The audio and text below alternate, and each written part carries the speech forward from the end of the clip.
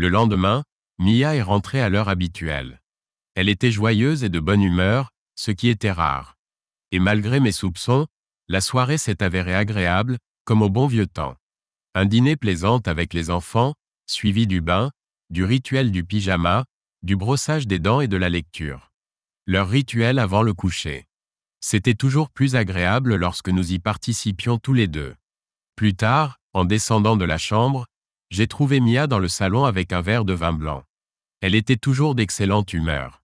Nous sommes invités au chalet familial de Blake au lac Baltus ce samedi, avec les enfants, m'a-t-elle annoncé. Je n'ai rien dit, digérant l'information. Mitch et Lisa, Taylor et quelques autres seront là, a-t-elle ajouté. La météo s'annonce belle. Ça va être amusant. J'ai marqué une pause avant de répondre. Je n'avais pas vraiment envie d'y aller avec ce groupe, mais je voulais vraiment savoir ce qu'il en était entre Mia et l'anglais, ou non. J'ai accepté d'y aller et dit que ce serait amusant. Je me concentrais sur les enfants, m'assurant qu'ils n'aillent pas trop loin dans l'eau. De temps en temps, un jet ski passait en trombe devant nous. Les enfants étaient fascinés par ces engins nautiques rutilants et le bruit qu'ils produisaient. Cela devait faire une demi-heure quand j'ai levé les yeux et aperçu le groupe de Mia rassemblé. J'ai vu Lisa et quelques autres, mais pas Mia. Tout en gardant un œil sur les enfants dans l'eau, je scrutais périodiquement les alentours, essayant de la trouver, sans succès.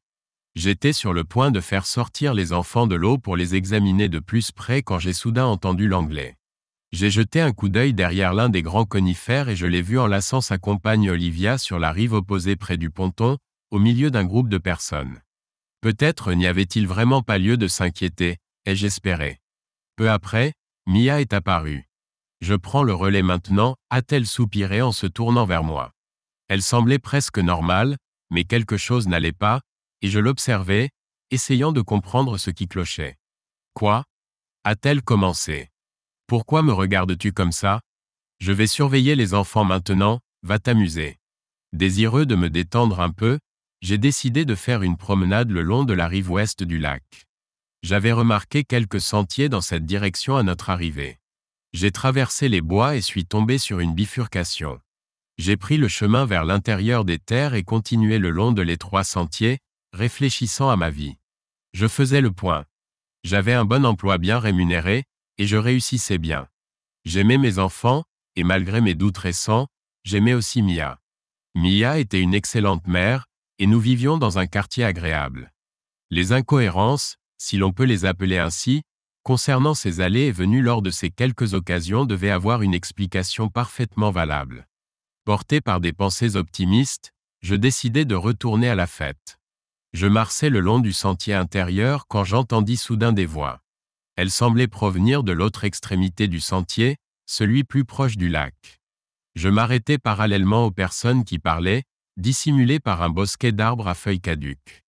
Je reconnus sans aucun doute la voix forte de l'anglais et compris qu'il était probablement avec ses amis.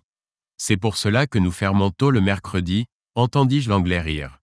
Pour avoir un peu de ce trésor sur la table. Des sons étouffés noyèrent certains commentaires. Pour le voir sur la table, suivi de commentaires inintelligibles et de rires. J'attends ce moment toute la journée chaque mercredi. J'ai hâte de verrouiller. À cet instant, une paire de motomarines traversa le lac, et pendant quelques instants, je ne pus rien entendre. Une brève conversation inaudible s'ensuivit, puis j'entendis quelqu'un dire, en tant qu'avocat de l'entreprise, je dois te rappeler la politique anti-fraternisation, dit Taylor sérieusement, s'adressant à ce que je compris être l'anglais. À ce moment-là, une autre motomarine passa, masquant une partie de ce qui se disait. Mais à travers le bruit me parvint une phrase que je crus entendre de la conversation étouffée, d'ailleurs, Pat est un type bien, puis plus de bruit venant de l'autre côté du lac, mais je distinguai la dernière phrase, sa femme. À cet instant, les 3 motomarines rugirent en passant. Je n'entendis plus rien que je puisse distinguer à travers le bruit. Les voix des hommes semblaient s'éloigner, devenant de plus en plus faibles tandis que je restais accroupi derrière un bouquet d'arbres. Je m'assis et méditais. Bien que je n'eusse pas pu tout entendre, il était assez évident de ce qui se passait. L'anglais recevait Mia au moins tous les mercredis soirs, apparemment sur son lieu de travail après la fermeture anticipée de la concession. Et puis il s'en vantait auprès de ses amis. Taylor, l'avocat de l'entreprise, avait averti l'Anglais des possibles conséquences. Et apparemment, il éprouvait une certaine sympathie pour moi. L'enthousiasme que j'avais ressenti quelques minutes auparavant se dégonfla comme un ballon crevé. Mes soupçons étaient confirmés. Maintenant, je devais décider d'une stratégie. Tout d'abord, et ce ne serait pas facile, mais je savais que c'était la bonne décision, je devais continuer à agir normalement, sans colère ni suspicion. Ensuite, il me faudrait contacter un avocat. Méthodiquement, je commençais à retracer mentalement mes pas et à séparer nos vies. Pour le reste de la journée, je me concentrais sur deux choses, passer du temps avec les enfants et éviter Mia et l'anglais. Sur tout le trajet du retour, je fis de mon mieux pour rester calme et maintenir une attitude neutre. De temps en temps, je remarquais que mes pensées s'éloignaient de ce que j'avais entendu et j'accélérais. « Patrick, ralentis », me dit Mia. Heureusement, tout le monde était épuisé par la journée au lac et alla se coucher tôt. Je passais le reste du week-end à faire les tâches habituelles que tous les propriétaires ont. Autant que possible, j'évitais Mia. Je craignais que ma façade ne s'effondre, et je n'étais pas prêt à l'affronter. Cependant, puisque je travaillais depuis mon bureau au sous-sol, je devais réfléchir à mes prochaines démarches hors de la maison. Je savais que j'avais besoin d'un avocat, mais je n'en connaissais aucun. J'appelai Tim Parry, mon ami et conseiller financier, ainsi que Ryan. Je leur demandai leur avis, en leur expliquant la situation, et les fis jurer de garder le secret. « Est-ce que je peux partager cette triste nouvelle avec Teresa ?» demanda Ryan. Je lui dis que oui, mais personne d'autre. Mon vieux. À la fin de la semaine, j'avais trouvé quelqu'un avec une bonne réputation. Vendredi après-midi à 15 heures, j'étais dans le bureau de Maître Myron Overby. J'étudiais l'homme. Il semblait bien élevé et parlait doucement. À plusieurs reprises, je dus lui demander de parler plus fort. Au fil de notre conversation, je devins de plus en plus préoccupé. J'espérais tomber sur un requin impitoyable. Ce type ressemblait à un bibliothécaire aux joues roses, avec son apparence douce et peu imposante dans son costume et son nœud papillon soigné. « Avez-vous des questions pour moi ?» demanda Myron.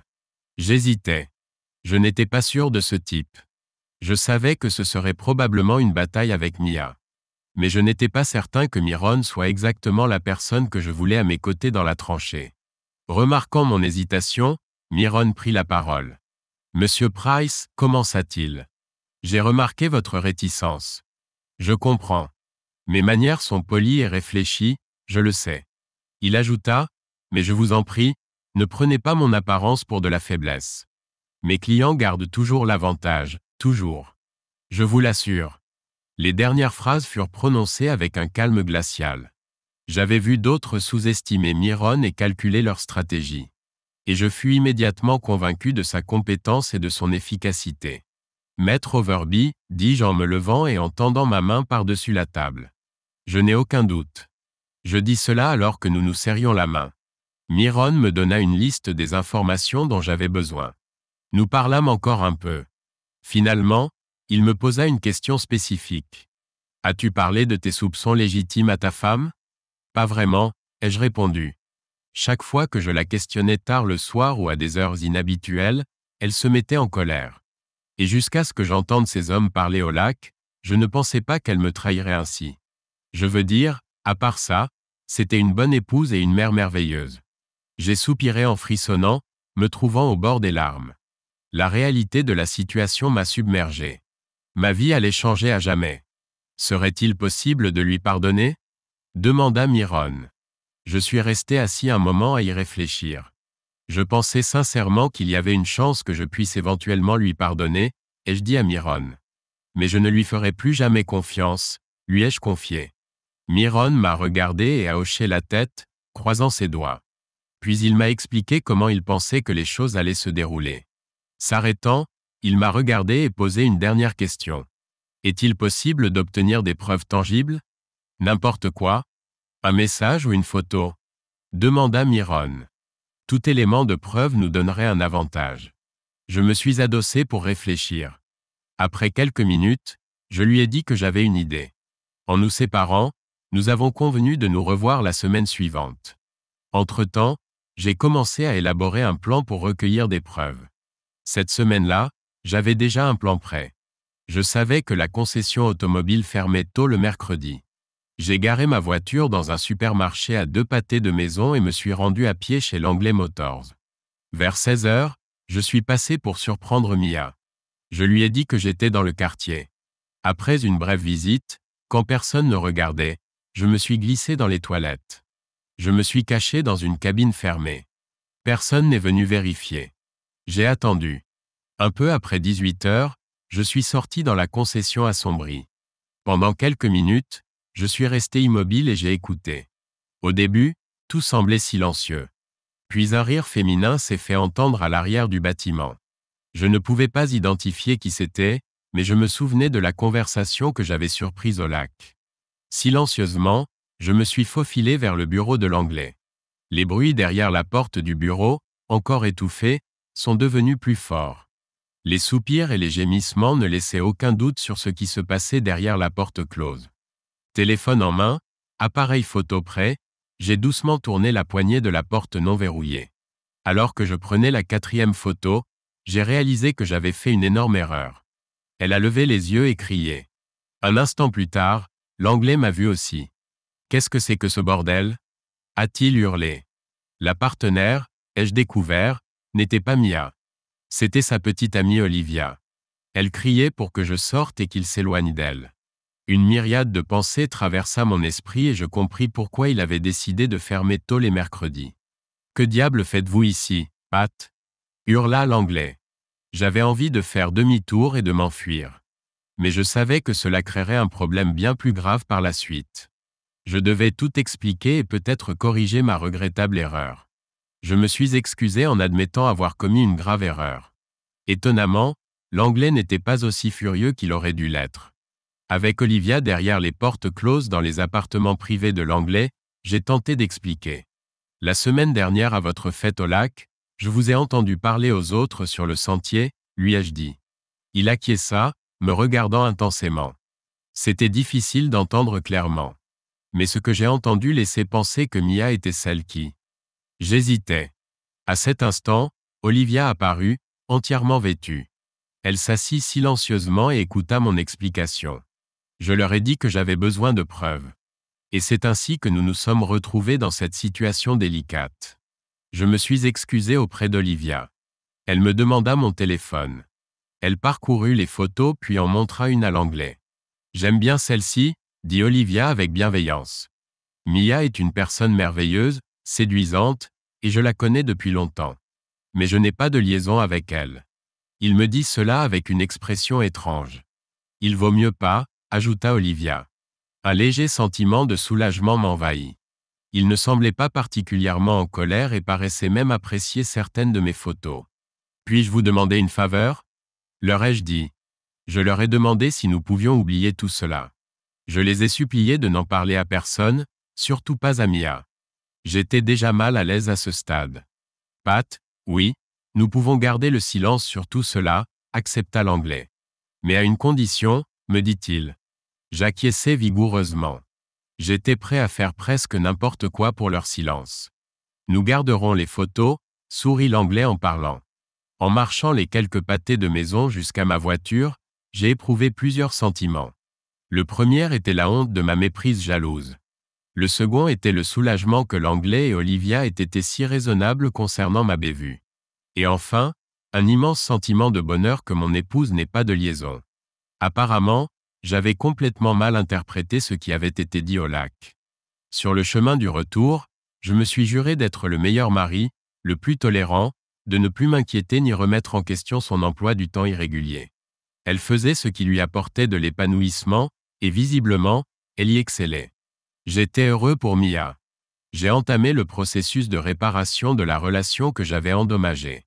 J'ai appelé mon avocat, Myron Overby, et lui ai demandé de se retirer. Après quelques questions, il a accepté. Des fleurs, de petits cadeaux, des gestes attentionnés. J'ai essayé de montrer à Mia à quel point je tenais à elle. J'ai réfléchi à ses qualités de mère exemplaire. Et je la complimentais beaucoup plus souvent pour lui faire savoir combien je l'appréciais. « Qu'est-ce qui te prend ?» m'a-t-elle dit un jour après que j'ai envoyé des fleurs à son bureau. J'ai simplement répondu que je l'aimais et que j'aimais notre famille. Une allégresse générale régnait dans notre maison et se transmettait aux enfants. Les soirs où nous dînions tous ensemble, les conversations étaient joyeuses et animées.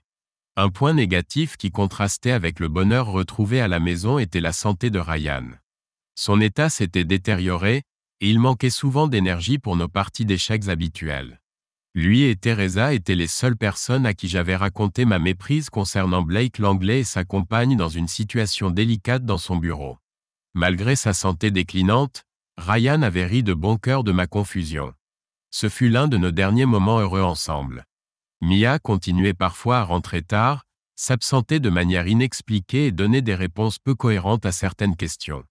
J'ai commencé à simplement l'accepter et lui faire confiance, peu importe l'étrangeté de ses explications. La vie suivait son cours dans notre famille occupée, et la mère de Mia était devenue un membre indispensable de notre foyer. Elle s'occupait des enfants quand nécessaire, alors que les heures de Mia chez Langley Motors augmentaient jusqu'à un temps plein. Mia est rentrée un soir en disant qu'elle devait se rendre à Denver pour une conférence de concessionnaire dans 2 semaines. C'était un voyage de 4 jours, partant le dimanche et revenant le jeudi. « Qui t'accompagne » ai-je demandé, incapable de réprimer ma curiosité. Elle a dit qu'elle voyageait seule, mais qu'il y aurait d'autres membres du personnel marketing venant de tout le pays. Normalement, j'aurais été méfiant et posé plus de questions, mais je me suis contenté de répéter mentalement le mantra. Je lui fais confiance. Le dimanche, je l'ai conduite à l'aéroport, et elle est partie sur le vol du matin pour Denver à 10h40. Elle m'a appelé vers 13h30 pour me faire savoir qu'elle était bien arrivée et que le vol s'était bien passé. Cette semaine-là s'est révélée particulièrement difficile pour moi avec les enfants. Le mardi matin, j'étais à bout. La mère de Mia a remarqué mon état d'esprit quand elle est arrivée cet après-midi-là. « Pourquoi ne pas te détendre et aller dîner avec un ami ? Sors ce soir et relaxe-toi, a-t-elle suggéré. Je vais faire venir la grand-mère des enfants, nous pourrons nous en occuper à 2. Je me posais des questions. Elle avait raison, j'avais besoin d'une pause. J'ai accepté son offre et prévu de retrouver Tim Parry, mon bon ami et conseiller financier, au centre-ville dans le quartier de la Fourrure. C'était un quartier prisé avec ses bars, restaurants et boutiques tendance. Nous avons passé un agréable dîner, mais ensuite, Tim a dû rentrer.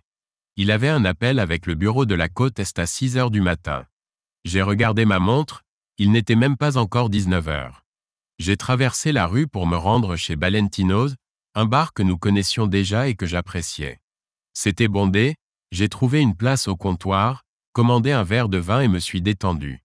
Environ 10 minutes plus tard, à mi-chemin de mon verre, j'ai entendu qu'on m'appelait. « Pat, que fais-tu ici ?» C'était Lisa Markham, une bonne amie de Mia, mariée à Mitch. C'était agréable de voir un visage familier. Elle était chez Valentino's avec 3 autres femmes à une table dans le coin. Je lui ai expliqué que j'avais dîné avec un ami et prenais juste un dernier verre. Elle m'a dit que c'était son enterrement de vie de jeune fille et qu'elles attendaient leur table au restaurant. « Où est Mi ?» demanda-t-elle, utilisant son surnom raccourci. Je lui ai expliqué qu'elle était en déplacement professionnel pour quelques nuits. « Oui, je crois qu'elle m'avait dit qu'elle devait aller quelque part, » dit Lisa. « Que fait Mitch ?» ai-je demandé. « Il est aussi en déplacement. Je devais l'accompagner, mais il a dit qu'un imprévu était survenu et que ça ne pourrait pas se faire, m'a-t-elle répondu. « C'est dommage, a-t-elle ajouté. Mis à part l'aéroport, j'aime bien Denver. » Soudain, un frisson glacial m'a parcouru le dos. Avait-elle bien dit Denver? C'était exactement là où se trouvait Mia. Je devais rester calme, mais j'avais besoin d'en savoir plus. « Mitch voyage seul ?» ai-je demandé l'air détaché. Elle a confirmé. « Quand est-il parti ?» ai-je demandé. « Vol dimanche matin, arrivé en début d'après-midi, retour jeudi, m'a-t-elle dit avant de marquer une pause. « Pourquoi toutes ces questions ?» a-t-elle soudainement demandé. J'ai éludé sa question du mieux possible et changé de sujet. Nous avons bavardé encore quelques minutes, puis les amis de Lisa l'ont informé que leur table était prête et elle est partie. Mes soupçons étaient à leur comble. Quelle coïncidence de rencontrer Lisa, pensais-je. Mia ne m'avait jamais dit qu'elle voyageait avec quelqu'un. Et certainement pas avec son patron, Mitch Markham. J'ai décidé de l'appeler. Je gardais un mince espoir qu'il ne s'agisse que d'une erreur de communication. Peut-être y avait-il une explication logique. J'ai passé l'appel. Nous avons d'abord échangé quelques banalités, et je lui ai dit que j'avais dîné avec Tim. « Qu'as-tu fait pour dîner » ai-je demandé. « Je vais simplement manger dans ma chambre » a-t-elle répondu. Je lui ai demandé si elle avait rencontré quelqu'un qu'elle connaissait. Elle a répondu que non, qu'elle était seule. J'ai fait une pause d'une seconde avant d'être rapidement distrait. Était-il possible que Markham soit à Denver pour une raison distincte?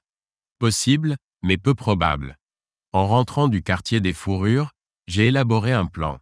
J'aurais besoin de l'aide de la mère de Mia avec les enfants. J'ai étudié les différents détails et j'avais déjà une idée de ma stratégie. Suite. Dans l'avion pour Denver, j'ai eu le siège du milieu. J'étais reconnaissant qu'au moins une place soit disponible à la dernière minute. Dans la navette vers le parking des voitures de location, j'ai réévalué ma stratégie. Je m'installerai dans le hall du Marriott Denver Downtown Hotel, où j'avais appris qu'elle séjournait. Si elle était vraiment seule, ma visite ne serait qu'une belle surprise, et nous passerions le week-end à Denver. Si quelque chose se tramait avec Markham, en revanche, une confrontation d'une autre nature nous attendait. Quand je suis arrivé au Marriott, c'était le milieu de l'après-midi. Il n'y avait pas beaucoup d'activité. Je me suis positionné dans une alcôve ombragée. J'avais une casquette de baseball et un journal. Je me sentais un peu ridicule assis là, mais je savais que je devais découvrir ce qui se passait avec Mia, s'il se passait quelque chose. Je suis resté assis là à attendre. Chaque fois que quelqu'un entrait, je levais les yeux. Vers 5 heures, le hall s'est animé. 3 minutes plus tard, j'ai vu Mia entrer. Elle était seule et traversait le hall vers l'ascenseur. Dans la cabine, elle était seule. Il y avait un indicateur d'étage au-dessus de la porte. J'ai noté que l'ascenseur s'est arrêté au 8e étage. J'ai regardé ma montre, presque 17h30.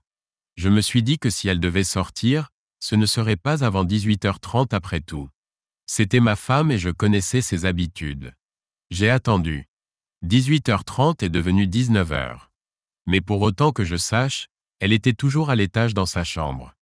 J'ai soudain eu de l'espoir, espérant qu'il y avait une explication logique à tout cela.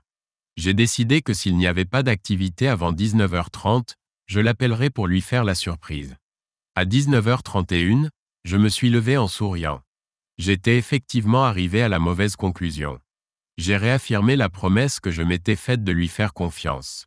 J'ai traversé le hall sans enlever mon ridicule chapeau, me dirigeant vers l'ascenseur et le 8e étage. Soudain, je me suis figé, puis me suis détourné de l'ascenseur. J'ai reconnu la voix qui parlait fort au téléphone portable pressé contre son oreille. C'était Markham. Je me suis glissé derrière une grande plante d'intérieur. Il était tellement concentré sur sa conversation téléphonique qu'il ne m'a pas remarqué. À travers le feuillage, je l'ai vu appuyer sur le bouton de l'ascenseur. Un autre couple est entré dans la cabine. J'ai observé l'indicateur d'étage s'arrêter au 3e, puis au 8e étage. Je me suis retiré dans l'alcôve où j'étais resté assis toute la journée. Je voulais les confronter, mais à 20h, ils n'étaient toujours pas réapparus. Il semblait qu'ils restaient à l'étage. Nul besoin d'être un génie pour comprendre ce qui se passait. Je ne savais simplement pas dans quelle chambre du 8e étage ils se trouvaient. J'ai jeté un coup d'œil à la boutique du hall. Une idée m'est venue. J'ai demandé aux vendeurs s'ils livraient des fleurs aux clients. Ils ont répondu par l'affirmative. J'ai donné un nom et demandé si les fleurs pouvaient être livrées rapidement. Ils ont accepté, n'étant pas occupés. J'ai donné $20 au jeune employé pour qu'il livre les fleurs au plus vite. J'ai ensuite pris l'ascenseur jusqu'au 8e étage. Il y avait un petit coin salon près de l'ascenseur qui donnait sur chaque couloir menant aux chambres. J'ai attendu. J'ai vu un jeune employé s'arrêter devant une porte au bout du couloir. J'ai compté. La 5e porte sur la droite. Il y a eu un bref échange et une conversation étouffée pendant la livraison. Je me suis déplacé dans le couloir opposé tandis que l'employé repartait. Je connaissais maintenant le numéro de la chambre. 809. J'ai redescendu au rez-de-chaussée et utilisé le téléphone du hall. J'ai demandé la femme de chambre. « Pourriez-vous apporter des serviettes propres à la chambre 809 » ai-je demandé. Je me suis à nouveau positionné près de l'ascenseur au 8e étage. Cette fois, cela a pris un peu plus de temps. J'ai entendu la sonnerie de l'ascenseur annonçant son arrêt au 8e étage, puis le bruit du chariot de nettoyage se dirigeant vers la 809. Un bref coup à la porte, Puis la femme de chambre a annoncé « service d'étage ». Je me suis silencieusement glissé juste derrière elle. Je l'ai vue sortir sa clé et ouvrir la porte, des serviettes à la main. C'était tout ce dont j'avais besoin. J'ai dépassé l'employé surprise et aperçu Mitch Markham, qui regardait dans la pièce depuis le petit couloir. « Hein » a-t-il balbutié, réalisant enfin qui j'étais. « Pat, que fais-tu ici » a-t-il demandé, stupéfait. « Quoi » s'est exclamée Mia, alarmée. Elle ne m'avait pas encore vu. Markham s'est avancé vers moi, les mains tendues, paumes ouvertes en signe d'arrêt. Ma rage accumulée m'a porté vers lui, et mon poing droit s'est abattu dans la mollesse de son ventre. Il s'est effondré au sol en position assise. Je l'ai enjambé et j'ai vu Mia sur le lit. J'ai également remarqué les fleurs sur la table de chevet. « Patrick !» s'est-elle exclamée. Je l'ai simplement fixé, assimilant ce qui se passait. Même après avoir appelé le service d'entretien, je gardais un faible espoir de les surprendre complètement habillés, en train d'examiner les graphiques de vente. Non, il n'y avait qu'une seule explication possible. C'était évident. Et pendant que j'observais, Mia s'est lancée dans une liste typique d'excuses illogiques. Ce n'était pas ce que je pensais. C'était juste la première fois. Ce n'était que des relations intimes. Elle-même. Et ainsi de suite. Malgré ma fureur émotionnelle, j'ai eu assez de présence d'esprit pour sortir mon téléphone et prendre des photos. Jetant un dernier regard à Mia, qui sanglotait et implorait mon pardon, je me suis tourné pour partir. N'ose même pas, ai-je commencé dans un murmure sifflant, revenir chez moi. Alors que je partais, j'ai entendu sa réponse entrecoupée de sanglots. Je suis désolé. Où irais-je ? C'est aussi ma maison. Je n'ai rien dit. Sur tout le chemin du retour, j'ai décidé que je ne jouerais pas le gentil. Tous les sentiments de trahison et de mensonge sont remontés à la surface. Je me suis souvenu de ce que j'avais ressenti des années auparavant quand je l'avais vu avec l'Anglais à cette soirée. C'était pareil, mais en pire. Bien pire. J'avais reçu de nombreux messages et messages vocaux de sa part. Sur les conseils de Myron, je les ai tous conservés. Nous pourrions en avoir besoin, m'a-t-il dit. Une fois arrivé, j'ai tout raconté à sa mère. Elle était devenue une partie si intégrante de la famille, aidant avec Michael et les jumeaux, que je ne pouvais pas imaginer comment expliquer l'absence de Mia. De plus, cela me procurait une certaine satisfaction d'humilier Mia et de faire porter toute la misère à sa mère. Sa mère était sous le choc. Le prochain appel était pour Lisa Markham, la bonne amie de Mia. Elle a explosé de colère. Je lui avais dit la dernière fois que s'il recommençait, c'était fini. La dernière fois ? Encore ? Encore ? Visiblement, c'était un territoire inconnu pour Markham. Inutile de dire que cela allait affecter l'amitié de longue date entre Mia et Lisa. D'accord, ai-je pensé. Je sais que je suis vindicatif, mais je ne pouvais pas m'en empêcher. J'étais en colère. Et au-delà de la colère, j'étais blessé. Terriblement blessé. Blessé par ce qu'elle m'avait fait, et plus importante encore, par les conséquences que cela aurait sur les enfants. Nous allions les faire passer d'un foyer aimant où leurs parents vivaient ensemble à un monde de garde partagée, moins de stabilité, des finances compromises et une parentalité partielle. Mia s'est conformée à mes souhaits et est restée loin de la maison familiale. Au début, c'était un dimanche.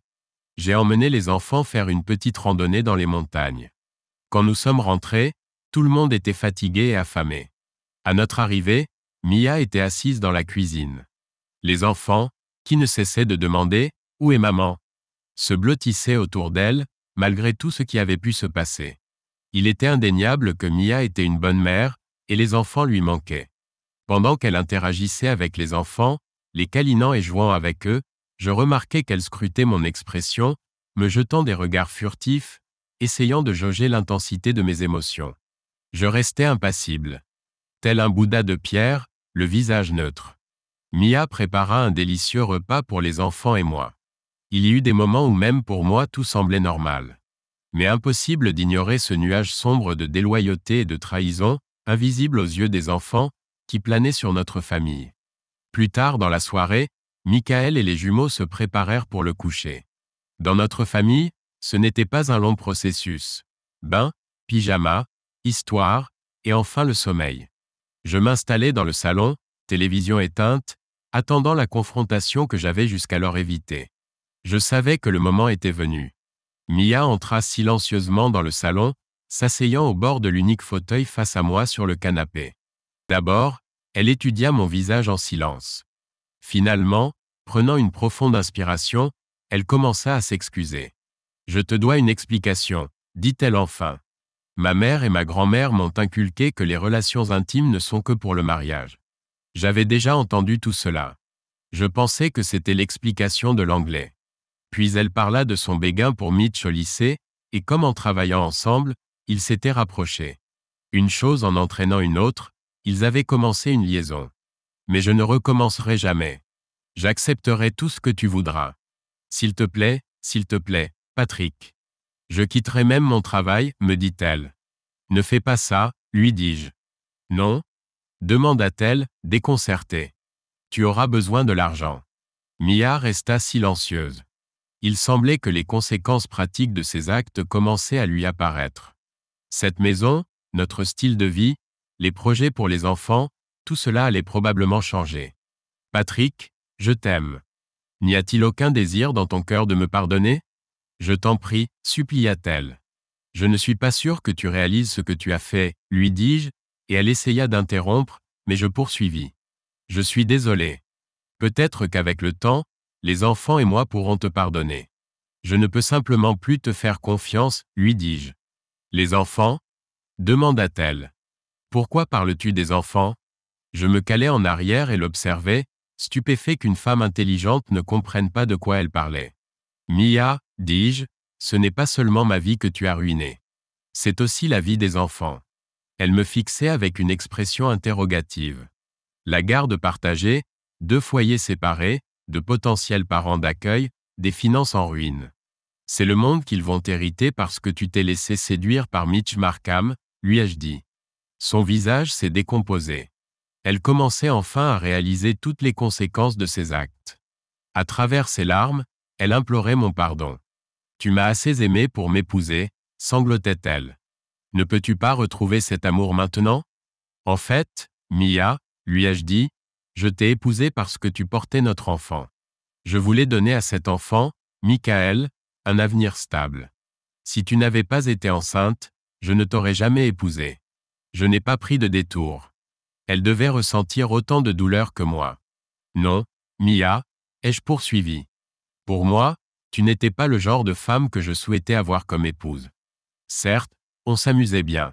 Mais la vie, particulièrement en tant que parent, implique certaines obligations. Cette obligation est d'élever ses enfants de manière responsable pour qu'ils deviennent des membres productifs de la société. Je doutais de ta capacité à assumer cette responsabilité, ai-je continué. Mais tu m'as surpris. Je dois admettre que tu as été une excellente mère. Bien que je ne puisse pas en dire autant de ton rôle d'épouse. Maintenant, je suis fatigué. Je vais dormir au sous-sol sur le futon. Pour l'instant. Patrick, je suis tellement désolé, sanglota-t-elle. Une dernière chose, dis-je, ignorant ses excuses. Elle me regarda avec espoir. Tu devrais probablement engager un avocat, lui ai-je dit. Et je pouvais l'entendre sangloter tandis que je me dirigeais vers le sous-sol. La vie continuait presque comme si sa trahison n'avait jamais eu lieu. Presque. Nous vivions encore tous ensemble sous le même toit. Pour les enfants, leur monde était normal.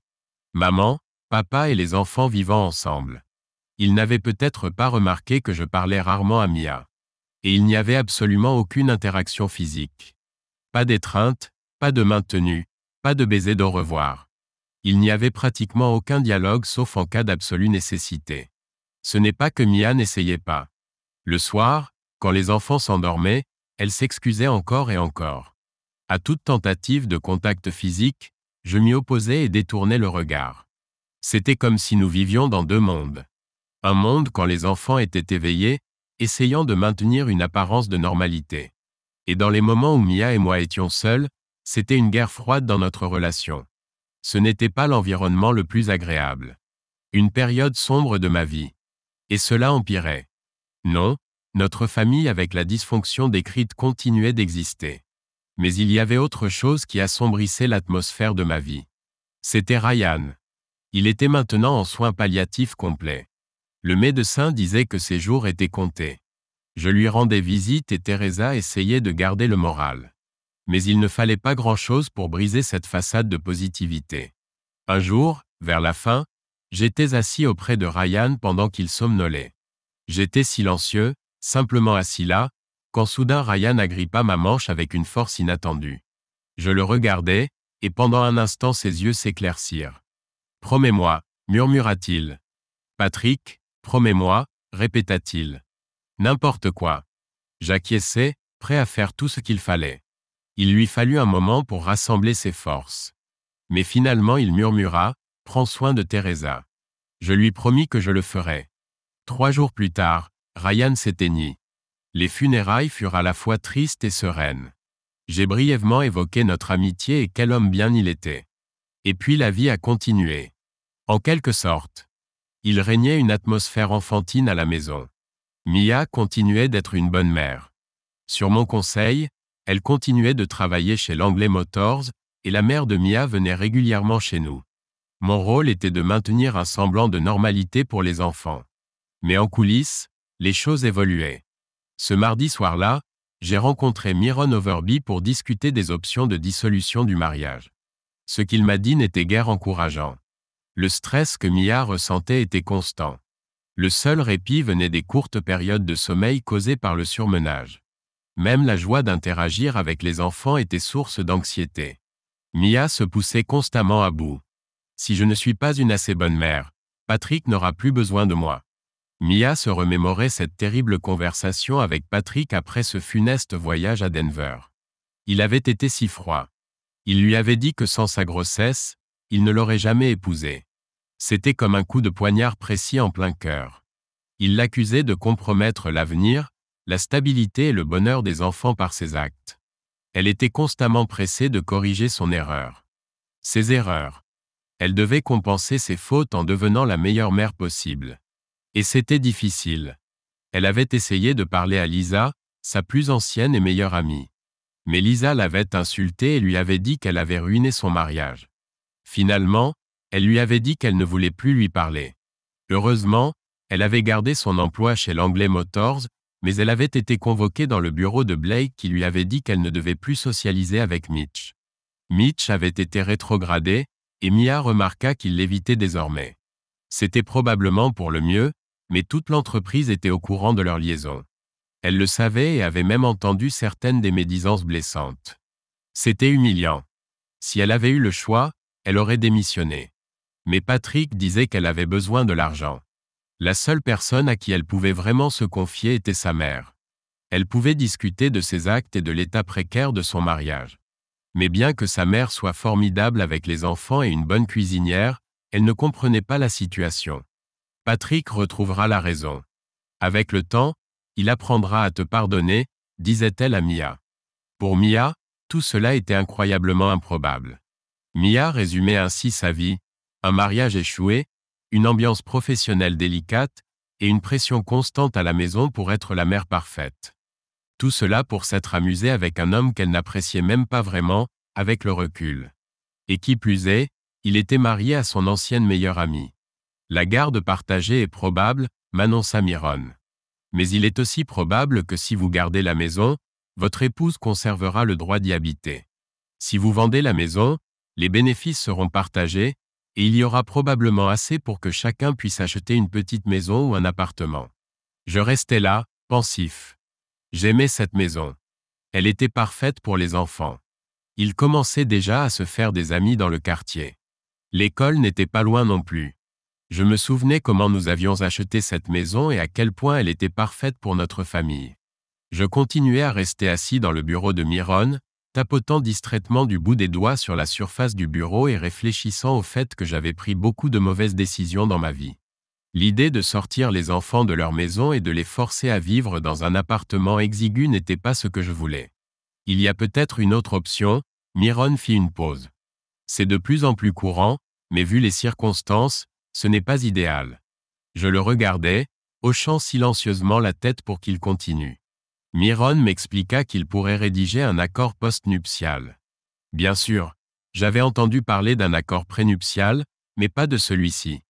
Myron expliqua que c'est un document pour un couple marié qui définit une série d'accords juridiques entre mari et femme pour les protéger financièrement et personnellement. Que devrait contenir ce document? Ai-je demandé. Il expliqua que c'était à nous deux de décider, mais que ce serait une décision concernant les enfants et la maison. En substance, nous resterions mariés. Sur le plan financier, nous aurions nos propres comptes, investissements et pensions. Les dépenses mensuelles seraient partagées proportionnellement à nos revenus. Dans quelques années, lorsque les enfants seront plus âgés, nous partagerions équitablement le coût de la maison. Plus précisément, une fois les jumeaux ayant atteint leurs 18 ans, la maison serait vendue et les bénéfices divisés à parts égales, sauf accord mutuel pour la conserver. Mais si l'un de nous souhaitait partir, la maison serait vendue. L'autre chose qui se produirait à ce moment-là est que chacun d'entre nous aurait le choix de mettre fin au mariage sans contestation. Les biens seraient partagés équitablement et chacun aurait l'option d'acheter la part de l'autre dans la maison à un prix réduit. Autrement, tout serait divisé comme indiqué ci-dessus. Nous agirions en tant que conjoints cohabitants. De plus, il y aurait des stipulations concernant les invités. Aucun de nous ne pourrait amener de partenaire dans la maison. Toute relation sentimentale extérieure devrait rester privée, sans exposition aux conjoints ou aux enfants. Nous en avons discuté davantage.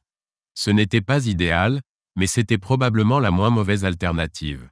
J'ai demandé à Myron de préparer quelque chose pendant que je réfléchissais à cette option. Peut-être qu'un jour, bien plus tard dans leur vie d'adulte, les enfants comprendront les sacrifices qu'ils ont faits pour leur stabilité, pensais-je. Lorsque Patrick est entré dans la cuisine portant une grande enveloppe, j'ai cru que c'était des documents de divorce. Les larmes me sont montées aux yeux quand il a commencé à parler, et j'ai réalisé que je me trompais. Ce document était autre chose. En substance, nous resterions tous les deux dans la maison. Il terminerait l'aménagement de la pièce au sous-sol adjacente à son bureau, qui deviendrait sa chambre, du moins pour le moment. Nous resterions mariés, mais plutôt comme des colocataires. Il y avait beaucoup plus de détails, mais la plupart ne se révéleraient que des années plus tard. Je ne voulais pas m'en préoccuper maintenant. J'étais certaine d'avoir la possibilité de modifier certaines choses d'ici là. C'était la bouée de sauvetage dont j'avais besoin. Il y avait tout un ensemble de règles et de conditions que j'ai acceptées avec joie. En fait, je ne les ai même pas lues jusqu'au bout. J'ai signé le document avant même que Patrick ait fini de me l'expliquer. En apparence, j'étais heureuse car nous n'aurions pas à partager la garde des enfants et nous n'aurions pas à vendre la maison. Secrètement, j'espérais pouvoir reconquérir son cœur. Je repensais à notre rupture juste après l'obtention de nos diplômes. J'avais réussi à le récupérer à l'époque. Je sentais que j'avais une chance de recommencer. C'était un peu gênant au début. J'éprouvais encore une profonde amertume face à sa trahison. La voir quotidiennement en feignant la normalité était une épreuve délicate. Bien que je prodigue tendresse et affection aux enfants, je m'efforçais subtilement d'éviter Mia. J'ai aménagé un espace dans le sous-sol près de mon bureau pour y installer ma chambre. Les enfants n'y voyaient rien d'anormal et leur vie suivait son cours paisiblement, ignorant la fissure dans la relation de leurs parents.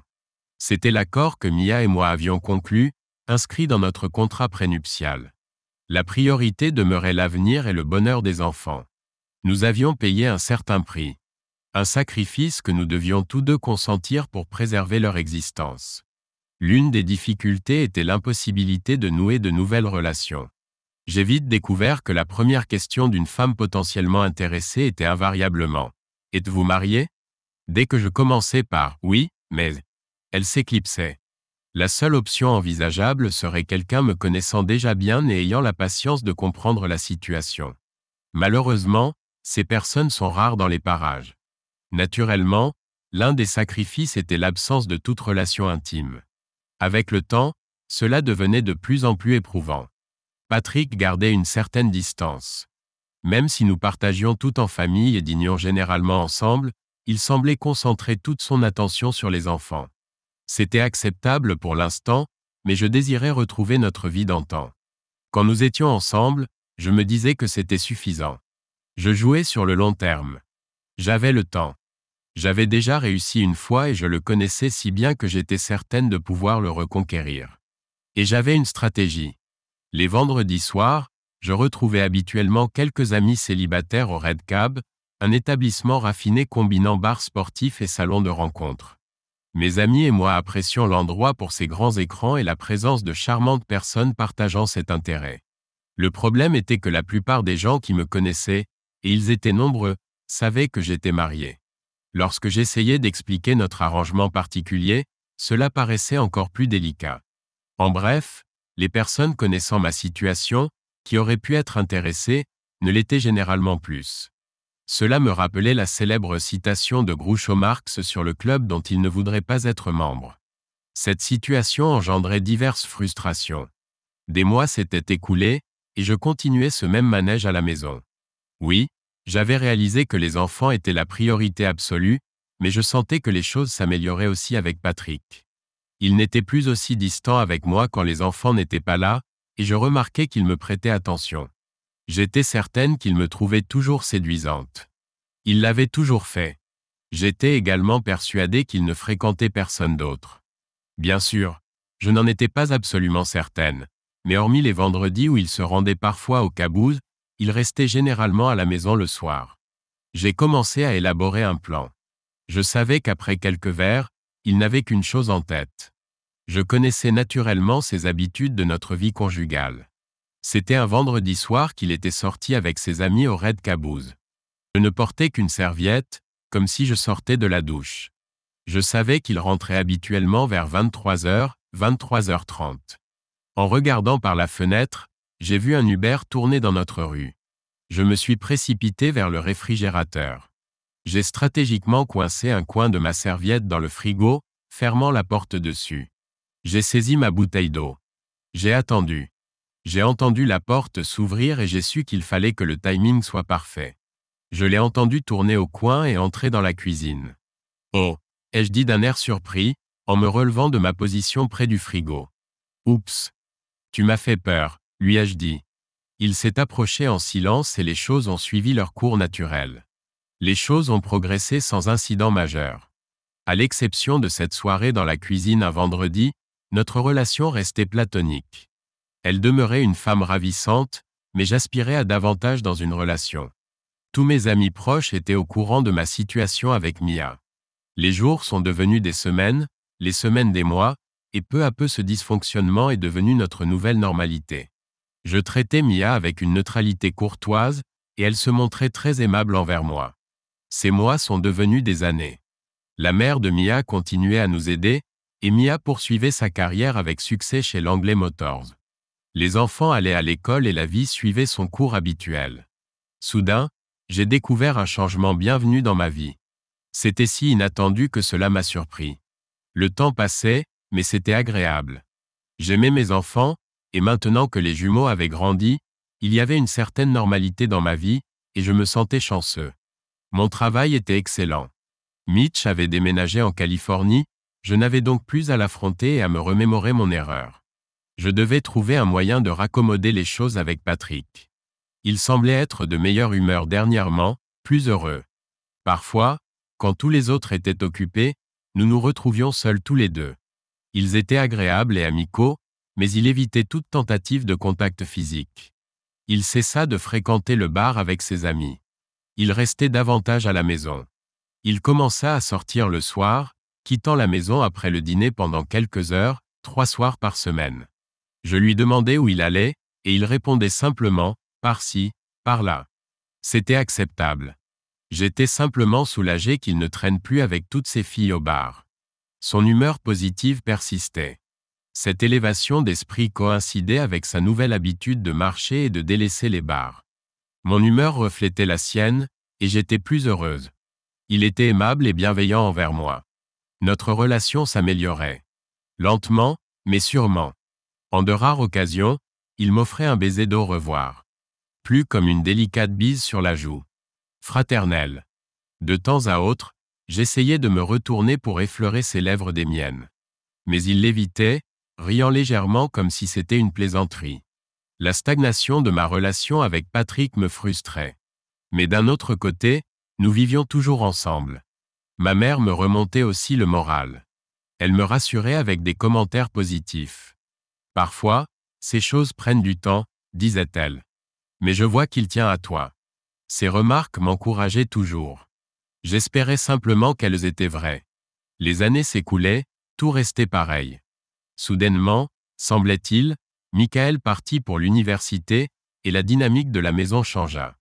Les jumeaux étaient occupés avec l'école, les activités, les amis et leurs relations amoureuses. Patrick et moi étions absorbés par le travail. Mais un soir, Patrick déclara que nous devions partir en vacances en famille pour célébrer l'obtention du diplôme des jumeaux. Durant toutes ces années, nous n'avions jamais voyagé ensemble. C'était un progrès, pensai-je. J'aimerais emmener ta mère aussi, me dit Patrick. Elle faisait indéniablement partie de nos vies, et d'un côté, j'étais contente que Patrick invite maman. Mais de l'autre, je pensais que cela aurait pu être une occasion pour lui et moi de renforcer notre intimité. 3 jours plus tard, maman était à la maison quand je rentrais du travail. Elle semblait agitée par quelque chose. Elle avait peut-être interrompu quelque chose. Tu étais au courant ? Elle était dans la maison avec un large sourire. De quoi ? Demandai-je. Elle sourit et me tendit quelques pages imprimées. Quand nous avions parlé de vacances avec les jumeaux, ils avaient tous deux choisi Disneyland. Même s'il était au seuil de l'âge adulte, il gardait une âme d'enfant. Et c'était là qu'il voulait aller. Apparemment, ma mère avait fouillé dans le bureau de Patrick pendant qu'il était en déplacement. J'ai examiné les documents de voyage pour la Californie du Sud et les détails du voyage à Disneyland. Je savais tout cela. Mais qu'est-ce qui rendait ma mère si enthousiaste ? J'ai levé les yeux. Continue de lire, m'a-t-elle dit. Au début, je ne comprenais pas. Après Disneyland, ils avaient prévu un autre voyage à Hawaï. J'ai continué à lire les détails de l'hôtel Apuna Beach sur Big Island pour 2 personnes. Le voyage devait avoir lieu juste après celui de Disneyland, 1 semaine à Hawaï. J'ai finalement compris ce qui excitait tant ma mère. C'était un voyage surprise pour nous deux. Il n'y avait pas de billet d'avion dans les documents imprimés, mais l'hôtel et la voiture de location étaient réservés. Soudain, j'étais excité aussi. C'était une surprise pour moi. Maman, ai-je commencé, tu dois remettre tout ça exactement comme tu l'as trouvé. Ce soir-là, Patrick m'a appelé depuis sa réunion. Il a dit qu'il voulait me parler de quelque chose, mais pas au téléphone. J'ai accepté avec joie. Il a dit qu'il serait de retour le lendemain soir et a suggéré que nous dînions au Pasta House, un petit restaurant italien où nous avions l'habitude d'aller. J'étais ravi. Il va me parler du voyage à Hawaï, pensai-je. Je suis rentré vendredi après-midi. Mia était encore au travail. Je lui ai envoyé un message. J'ai une course à faire. Retrouve-moi au Pasta House à 18h30. Je suis sorti de la maison, bondissant sur place. J'étais nerveuse et excitée. En marchant sur le trottoir vers le Pasta House, je l'ai vu assis à une table. Sur le siège vacant à côté de lui, j'ai vu qu'il avait quelque chose. Probablement un document. J'étais au Pasta House à Hawaï. J'ai souri largement en m'asseyant. Je voulais l'embrasser, mais c'était un peu gênant, alors je me suis simplement assise. Comment s'est passé le voyage ? Ai-je demandé. Et nous avons passé quelques minutes à faire la conversation. Il y a eu un silence, et Patrick a commencé à parler. Mia, comme tu le sais, notre relation au fil des années, ai-je commencé, après toute l'histoire avec Mitch, a été peu conventionnelle. C'est le moins qu'on puisse dire, Mia a silencieusement esquissé un demi-sourire et acquiescé. Nous avons traversé tous les conflits. Nous avons trouvé un moyen de résoudre les choses. Nous nous sommes tous les deux sacrifiés pour la stabilité des enfants. Et regarde-les, ai-je dit en souriant. Michael obtient son diplôme d'ingénieur. Cléo est entrée à Stanford, et Claire va à Notre-Dame. Nous avons beaucoup de raisons d'être fiers, lui ai-je dit. À ce moment-là, je me suis penché, j'ai pris les papiers et les ai posés sur la table. Mia, toujours souriante, a regardé les documents, puis son expression a changé. Elle semblait gênée. Maintenant que les jumeaux ont obtenu leur diplôme, j'ai rempli les conditions de notre accord post-nuptial. Tu peux désormais fréquenter qui tu veux sans te soucier des enfants. Dans 60 jours, notre divorce sera légalement prononcé. Elle me regarda, stupéfaite. Mia, tu feras toujours partie de ma vie. Il y a eu des moments où j'étais vraiment en colère contre toi, mais au fil des années, j'ai largement dépassé tout ça, lui ai-je dit. Je te considère comme une bonne amie, ai-je ajouté gaiement. Elle me fixa, son sourire remplacé par une expression déconcertée. Ami, Divorce? Patrick, je suis amoureuse de toi, s'écria-t-elle presque. Je ne veux pas divorcer. Je la regardais, perplexe. Mia, l'accord prénuptial explique tout. Le voici, dis-je en lui tendant les documents. Tu as accepté cela. Voici ta signature de consentement, dis-je en pointant le bas de la page. Mais qu'en est-il du voyage à Hawaï? Demanda-t-elle, la voix empreinte de désespoir. Hawaï? Dis-je. Maintenant, j'étais confus. Comment es-tu au courant pour Hawaï? Elle resta assise sans répondre. Je vais à Hawaï avec Teresa, lui dis-je. Teresa? Hurla-t-elle presque. Juste après le décès de Ryan, j'ai passé beaucoup de temps avec Teresa. Malgré les difficultés que je rencontrais avec Mia, je savais que je devais soutenir Teresa. Pendant plusieurs mois, je me rendais chez eux plusieurs fois par semaine. Je me souvenais de la promesse que j'avais faite à Ryan dans ces derniers jours. Mais après un certain temps, cela a commencé à me peser. C'était délicat, et au début, je ne comprenais pas pourquoi. Je sais qu'une grande partie était due à la tristesse d'avoir perdu mon amie, mais c'était plus que cela. Mes sentiments pour elle devenaient romantiques. Cela semblait être une trahison envers mon ami défunt. Alors j'ai cessé de rendre visite à Teresa. C'était à l'époque où j'ai commencé à fréquenter le Red Cabin. C'était une période vide dans ma vie. Je n'avais pas de connaissances, et je me souvenais de cette unique rencontre fortuite avec Mia. J'ai immédiatement réalisé que c'était une erreur.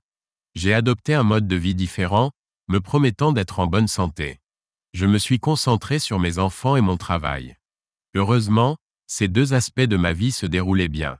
À cette époque, j'ai commencé à marcher quelques kilomètres après le dîner, 2 ou 3 fois par semaine. Mon chemin passait devant la maison de Teresa et Ryan. Mon chemin passait devant la maison de Teresa et Ryan. Enfin, uniquement celle de Teresa maintenant. Mais je ne pouvais m'empêcher de penser à lui chaque fois que je passais devant. Un soir d'été, je l'ai aperçu en train d'arroser les pots de fleurs sur le porche. Nous avons engagé la conversation et elle m'a accompagné dans ma promenade. Nous avons engagé la conversation et elle m'a accompagné dans ma promenade. C'est devenu une habitude, et nous avons commencé à marcher régulièrement ensemble. C'est devenu une habitude, et nous avons commencé à marcher régulièrement ensemble. Comme nous passions beaucoup de temps ensemble, il m'était difficile de ne pas remarquer combien Teresa était séduisante. Je me réprimandais intérieurement. C'était l'épouse d'un bon ami qui nous avait quittés. C'était l'épouse d'un bon ami qui nous avait quittés. Je me souvenais de la promesse que je lui avais faite. Plusieurs années s'étaient écoulées depuis que j'avais eu des contacts avec Teresa. Plusieurs années s'étaient écoulées depuis que j'avais eu des contacts avec Teresa. Selon le contrat de mariage, je ne mêlais pas ma vie familiale à mon amitié avec Teresa. C'était distinct et non discuté. C'était distinct et non discuté. En essence, c'était le secret de ma famille. Mon affection pour Teresa grandissait, et notre amitié se renforçait de jour en jour. Nous avions pris l'habitude de nous étreindre pour nous dire au revoir. Je devais constamment me rappeler qu'elle était la veuve de Ryan. Je devais constamment me rappeler qu'elle était la veuve de Ryan. Un soir d'été, alors que nous nous promenions, la pluie s'est mise à tomber soudainement. Nous étions au point le plus éloigné de sa maison, alors le temps d'y retourner, nous étions tous les deux trempés et frigorifiés. « Ouvre le vin, m'a dit Teresa, je vais prendre une douche rapide. » Pendant que j'étais dans la cuisine avec le vin, je l'ai entendu dire quelque chose depuis le couloir. « Quoi ?» ai-je répondu. Je n'avais pas entendu ce qu'elle disait. J'ai dit, « Pourrais-tu s'il te plaît m'apporter une serviette ?» Elles sont dans la buanderie. En me dirigeant vers la buanderie, j'éprouvais des sentiments partagés. De l'attirance, de la culpabilité, et bien sûr, du désir. Ai-je commencé. Tu veux que je la laisse ici? Ai-je demandé avec incertitude. Au lieu de saisir la serviette, Teresa m'a attiré dans la salle de bain. La suite s'est déroulée comme on peut l'imaginer. Le lendemain, quand je suis allé chez Teresa, c'était gênant. Presque entièrement de mon fait. Après environ 10 minutes de mon comportement étrange, elle m'a demandé ce qui n'allait pas. Elle m'a demandé ce qui n'allait pas. Heureusement que notre amitié était assez solide pour avoir ce genre de conversation. Je pense que je trahis Ryan, lui ai-je finalement avoué. Elle a fait une pause et m'a observé attentivement. Je veux te parler d'une de nos récentes conversations, commença Teresa. Elle m'a confié que Ryan lui avait dit qu'il se sentait coupable à propos de sa fin prochaine. Il avait l'impression de la décevoir. Promets-moi que tu trouveras un homme bien pour partager le reste de ta vie, lui avait-il dit. Elle protesta, affirmant que personne ne pourrait le remplacer. Tenant sa main, il ferma lentement les yeux puis les rouvrit avec une force surprenante et, souriant faiblement, murmura « Patrick, tu vois ?» Elle m'a dit « Il nous a déjà donné sa bénédiction. » Les jumeaux étaient encore à l'université quand le grand jour arriva pour Michael. Le contrat prénuptial s'était déroulé sans accroc. Myron avait fait du bon travail. Mia tenta de protester, mais l'accord était ferme. Teresa et moi nous sommes mariés. C'était une cérémonie intime. Le frère de Teresa, Tim, un bon ami à moi, était mon témoin. J'ai emménagé chez Teresa. Je ne pouvais m'empêcher de penser que c'était toujours la maison de Teresa et Ryan. Et Mia a gardé notre maison familiale. Michael a épousé sa petite amie de l'université, Bridget. C'était une jeune femme merveilleuse et j'étais ravi qu'ils soient ensemble. C'était tard dans la soirée lors de la réception.